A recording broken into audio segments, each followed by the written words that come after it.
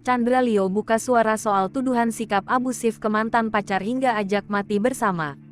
YouTuber Chandra Leo buka suara soal tuduhan memiliki sikap abusif.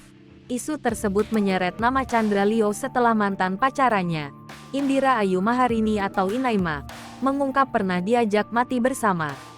Melalui akun Twitternya, Inaima yang merupakan gamers ini mengaku diajak mati bersama dengan cara menabrakkan mobil yang mereka tumpangi kala itu. Tuduhan tersebut lantas mengusik kehidupan Chandra Leo hingga akhirnya sang YouTuber memberikan klarifikasinya. Dikatakan Chandra, tuduhan tersebut menurutnya rancu dan ia pun membantah hal itu. Ia pun kemudian menjelaskan kronologi peristiwa yang memicu pengakuan mantan kekasihnya itu. Saat itu, Chandra mengaku berada dalam hubungan yang sudah tidak cocok dengan kekasihnya, sehingga memutuskan untuk berpisah. Menurut pengakuan Chandra, yang menginginkan perpisahan itu adalah dirinya, bukan Inaima.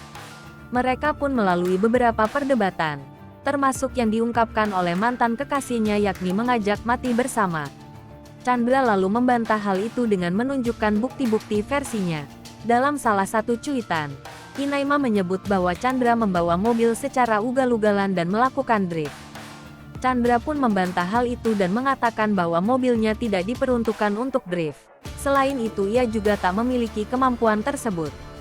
Sebelum kejadian itu, mereka sempat makan bersama di sebuah restoran di kawasan Jakarta Selatan bersama dua temannya.